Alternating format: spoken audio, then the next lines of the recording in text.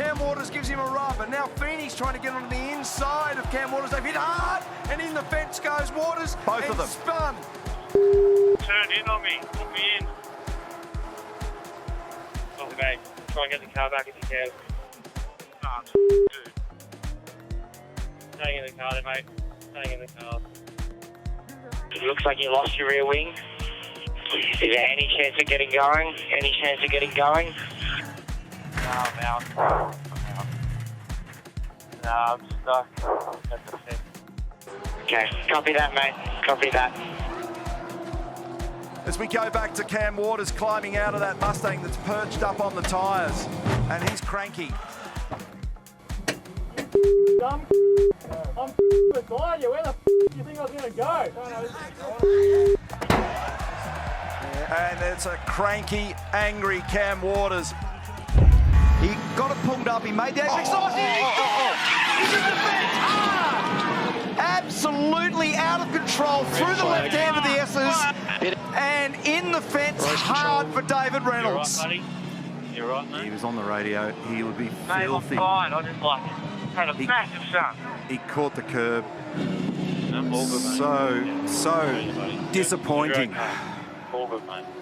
So The whole way on the radio to him. It's all good, mate. he's so angry with himself. This is a bloke who's won this race, had that infamous incident with the dehydration a few years ago as well. I don't know what happened. I just lost the rear and then just continued on. So his own words, just so apologetic for what's gone on there. So they've thrown a red flag. Now the other thing, there'll also be stories here, and the gang in the lane will get on top of this. There'll be people that were in the middle of laps that are now going to have to recycle through the whole process. So David Reynolds is okay, which is good. Let's check out the replay and understand what's gone on here. So he sat it up very high and wide. He's gone all the way back to the left side of the road, over the top of the hill, and it's got crossed up here on the top of the curb. Gone. And that's going to be a big job to fix. Yep. And he just had oversteer moment at the right-hand piece, which then made the left hand tighter. He got across the inside curb a little bit, then it lost rear grip, rotated between the left-hander and the right-hander approaching the dipper, and then made heavy contact with that left-hand side fence. Now, he was only 1/100th slower than the fastest first sector at this point, so he was absolutely pressing on. So you see there, it's just slightly wide. He catches that inside curb and he was just trying to gather it up. So he had a tank slapper from the top of the hill, and then that obviously culminates then in not being able to regain control of the car. Warren Luff, his co-driver. Som Sharma on. Let's have a look at the replay. And it's easily done here. There's a big camber change and a lump in the road. It's got away in the rear. It happened to Jamie Whincup a few years ago up there as well.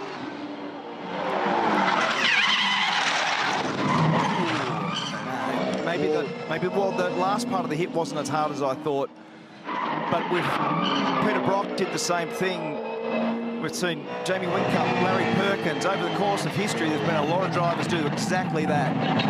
James Courtney ate some wall up there at one stage as well. So unfortunate end to proceedings for Scott Pye up there. And remembering that that car is the championship leading car. 189 points in favour of Will Brown in the championship at the moment. And they were the winners of the Sandown 500. And Scott's giving that car a quick assessment now to understand what may or may not need to be done. Green flag. Green flag. The glorious sound of 25 supercars in the top end, and they are released and launch into action. And what a launch from Brock Feeney. A monumental start, and his teammate is going with him. They'll be 1-2 into the first corner. Can Brodie argue back? He swept out to the outside. It will be Feeney. It will be Brown. LeBrock has made a very strong start here as well. Brodie Kostecki missed the kick. He just didn't get the initial jump. And Brock Feeney got a superb launch. That was a nice start. Beautiful job there by the Red Bull Ampol pair to be first and second. Traffic jam into the right-hander at 5, and up and over goes Heimgartner. An awkward moment with Cooper Murray, and another wheel interlocking moment like we saw yesterday. And that is unfortunately a lot of damage for the wildcard entry. And I'm not sure that car's going anywhere in a hurry. What a shame. Are you okay? Safety car boards and Now flags. Safety calling car boards and a safety flags. car. Great start by Phoebe. Ripper start by Brown to drop straight up into second. If you can drive it back, try And a to drive strong it back. performance by LeBrock to jump up there into fourth position as well. So can he get it cleared and back? 5, 4, 3, 2, 1. Safety car speed limit must be engaged. That's the full course yellow procedure that the drivers are being counted down to in the race management channel.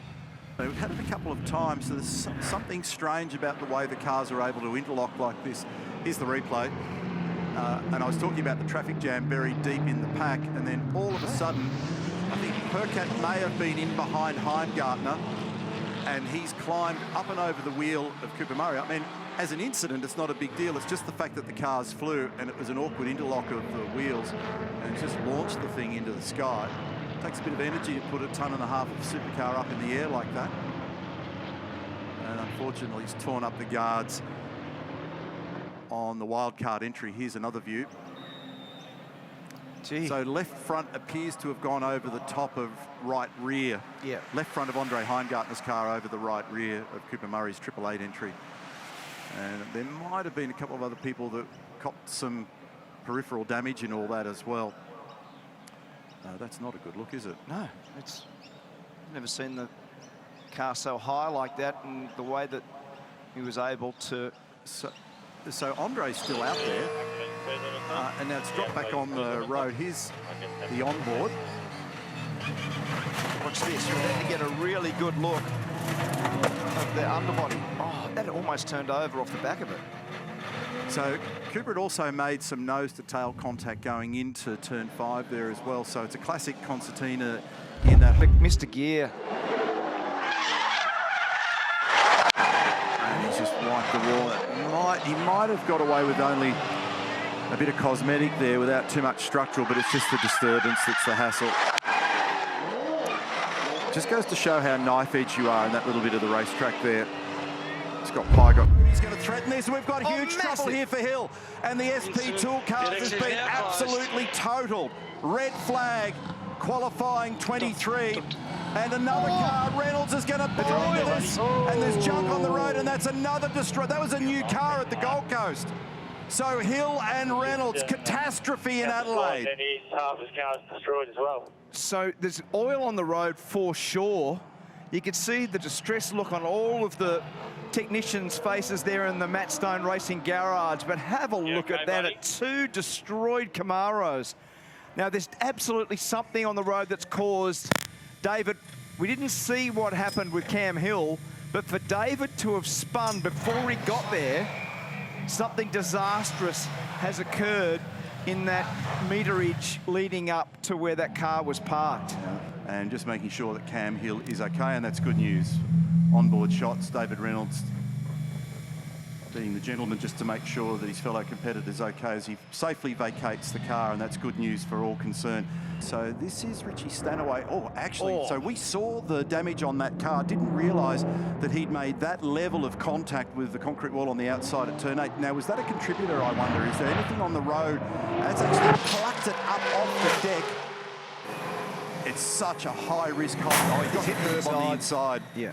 And has slammed it in, and that's a lot of damage on that car. Wheel, we didn't understand what that was. Oh, insane, but a lot more of it. So Cam Hill got the inside curve with a lot more vigour, which fired it straight across the road.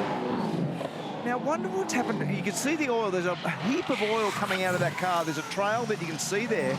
But I wonder what happened with David, because he must have gone in the fence by himself prior to that. Yeah, there may be some junk on the road, as you were suggesting. In that. Here we go. This will tell a bit of the story.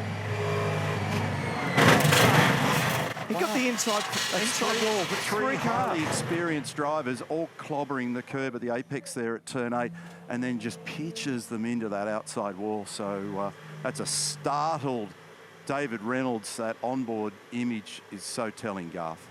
The journey to the outside wall happens in a heartbeat. I'm at Penrite Racing, and they've got a complete corner ready to put in the rear of Richie Stanaway's car. There's actually an upright, an axle, a drive shaft, the whole lot going into that car, and a front corner as well. So they're hopeful with this long red flag to rectify Richie's car, but I've never seen 3 drivers make the same mistake within the first, within 20 seconds. It's incredible. Underscores the level of pressure and intensity that's going on out there at the moment. It's interesting. You and I had a personal conversation after I had some fun down there before it turned 1, 2 and 3 observing. And the thing that, from an overarching standpoint, that I found really interesting was how on the edge everybody was down there in that previous practice session. Yep. There was nothing left. And so evidence of it here, unfortunately, turn 8 today. So the order, frozen in time at the moment as we lead into the red flag stop time. Will Brown, Cam Waters, Tom Randall and Brock Feeney as we continue to look at these replays, and David Reynolds in the tradie entry now about to collect the stationary Cam Hill car. Then it's Courtney, Payne, Love, Evans, Jones and Fullwood. So the Brad Jones Racing cars mixed up in there. Stanaway with damage that Garth has just described. That's unusual. So contact between Love and Evans, sending them both into the gravel, and in the case of Jackson, it's got him up in the concrete wall, and I think Aaron Scampers out the other side. Oh, so it just hasn't given him enough road. He probably didn't know that he was right there. Be a hard place to see him back in that sort of left quarter view. So given that Mark Larkham raised the point before about the length of time you're going to spend on tyres, and you did as well, any relief for the tyres at this point is going to be good news for them, because we've not done anything like the potential distance that some might try to do here, some might not too. So unfortunately that's torn up the back of that car, who's just been re-signed for 2025. You got the curve, it's the same deal as we saw earlier in the weekend. And then it's shunted across to the right-hand side of the road. So it's almost a carbon copy of what we saw earlier in the weekend. Yeah, it's very similar to the Stanaway one, wasn't it? Stanaway did exactly that. All the wheels come off the ground, and then it glided. It actually stayed in contact with the left-hand fence for longer than any of those other cars. Watch this. So as he goes in, bang, have a look. All 4 wheels off the ground, huge forces. That'd be 55G or something at that point. And then the car stays in contact with the left-hand wall. It runs along the Battery World sign the whole way along as it gets towards the Velo, and then there's a relief in the fence there that just then pops it out. It hits the left-hand front and careers it across the road into the right-hand fence, which is where Cam Hill ended up the other day. Similar style scenario. And that was Petter's Super Shock damper just separated from the car across the road. Left front wheels parted company. That's massive damage on that car that's going nowhere, and you can see the look on Brad Jones' face there a moment ago. He understands the financial implications of that, but eyes are on Jackson Evans at the moment to make sure that he's safely out of the car. The medical team are down there at the moment. It's going to take a little while to tidy this up, and unfortunately very similar scenario to what we've seen earlier in the weekend with the turn in at turn 8, getting up on the ramp, clouding that inside wall, and the dismay in the garage at Brad Jones Racing evident there. And unfortunately, he's hit it so hard that it's flicked into the left-hand side of the road. Attention all teams, due to time remaining, qualifying session will not be resuming. I repeat, due to time remaining, the qualifying... And let's have a look at this replay and understand what's going on here. My goodness. Oh, he got wide on that jump that we spoke about. Yep, that's exactly what happened. Yeah, yep. You called it a bit earlier. So Will Davis just sidestepped there. He's arrived a bit too quick with it crossed up. Yep. That's flicked him into the wall. But what's the Nick Percat story? Oh, man, that is damage. Big time. Oh. Remember I talked about how they're at the grip limited edge? That's a vivid indication. Wow. But I can't work out how Nick's got involved here. Maybe he did the same thing. That's hurt him. It certainly has. A lot of drivers out there showing personal best. Oh, maximum attack, and Will Brown, our championship leader, has made a mistake and pointing the wrong way with damage. Oh. And now more damage. Red flag, 3 red cars, flag, 4 red cars, flag. red flag to the session, and that is exactly what Will Brown does not need. Left rear is hanging Stanaway will grab the pole provisionally and has gone through into the shootout. Damage here though for Percat. So who didn't make it, Mark? Courtney, Kostecki, Heimgartner, LeBrock, Di Pasquale, Winterbottom and Cam Waters. He'll be frustrated because that mid-sector time and what he did in Sector 1 was potentially good enough, but there'll be a whole lot of those stories about if, but, and maybe, as Tim Slade limps back into the pit lane with the damage on the Newline Racing entry. This is Will Brown's car, and that's a moment for him. Not going to be severe damage there, but just be a frustration for